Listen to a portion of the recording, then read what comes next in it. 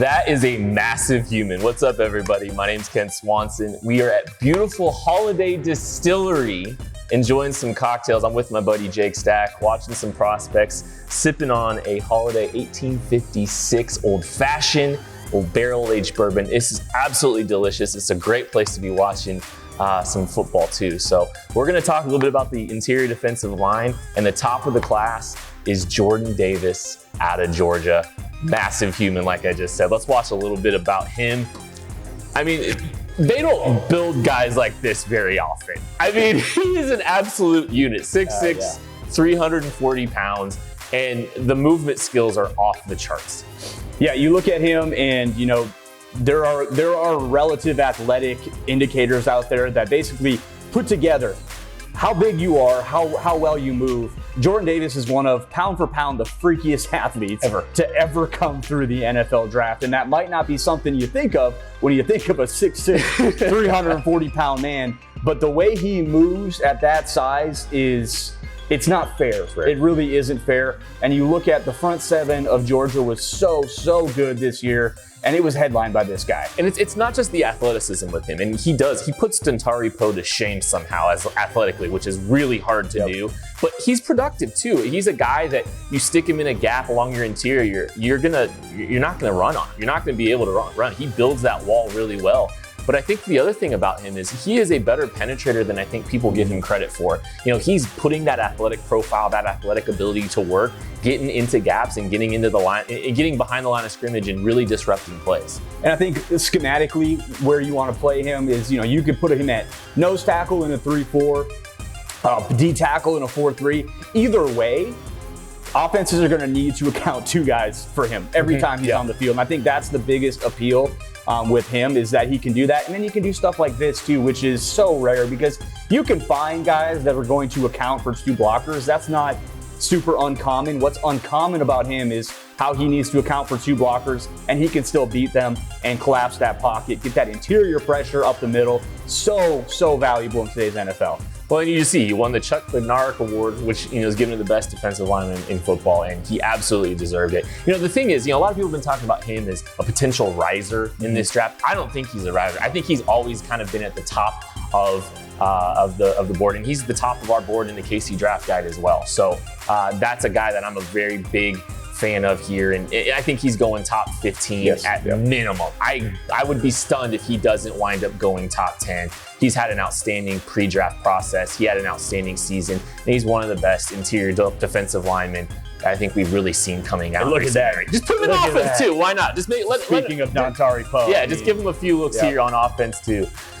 So, you know, we've got a really great top shelf prospect here. One of my guys in this class, though, at the interior defensive line position, is Perrion Winfrey out of Oklahoma. And he's an interesting guy. He's not as big, obviously, as Jordan Davis. He may not even be as scheme versatile. He's 6'4", 291, but he is an absolute interior disruptor, and possibly the best interior disruptor in this entire class, Jake. Yep, you love the way he gets after it. At Oklahoma, what you hear a lot of people say about him is they kind of were playing him a little bit out of position. They kind of played him in that nose type role, where he was asked to take on blocks and things like that. And I think what people get really excited about with him is the way he projects into the NFL, because you see in his highlights here, his quickness off the line of scrimmage, his ability to penetrate, the power right there. So I think in the NFL level, you can put him at, you know, a 3 tech or something like that, where he does get the opportunity to, you know, jump gaps, to really penetrate up the middle, and he's kind of has that leash taken off him a little bit. Well, and you know, I think he plays with really good leverage. Like, the quickness off the ball is undeniable, but I think you also see him, you know, some of the plays here, he's been playing with really good leverage and playing through a tackle, but also kind of running past it too. So good hand technique, and I think you saw at the Reese's Senior Bowl, you know, he put on a show there as well. Just really showed some disruption there, and I think that's kind of helped him, letting him get upfield and penetrate, and showing that kind of ability. His physical profile, you could probably see him play a 5 tech in an odd front. I think his best fit is definitely in that 3 tech type role. I think that's where you would prefer him to be playing, because this is the kind of rare penetrator that can really disrupt from the interior. You know, they say quick interior pressure is a real problem for quarterbacks. It's really difficult to account for in the NFL. And you see some of the guys, Chris Jones, for instance, obviously Aaron Donald, the best in the game at it. Those guys can really impact the game. And I think Perrion Winfrey has the capability to be one of those guys that can impact. And he wins quick, which is something, because some of these D tackles call him like more of a slow burn type pass rush, where if you get time, you can get to him, but he wins quick. Yes, he does. And I really like Perrion Winfrey. There's a sleeper in this class. He's a little bit different than Perrion Winfrey. A little bit different, but it's Marquan McCall, the interior defensive lineman out of Kentucky. And we had the privilege of watching him at the East-West Shrine Bowl, and he was one of my favorite players to cover. You know, he's not a guy that's probably going to be a 3-down player in the NFL, but he has the energy to do it. He is a high-energy, high-effort player and a great physical presence along the interior of the defensive line. And we talked earlier about Jordan Davis and his ability to get after the quarterback. McCall is probably not really in that same vein as someone that you're going to draft with really any type of hopes, I guess, that he's going to be, become a pass rusher. But what you see is what you get with him.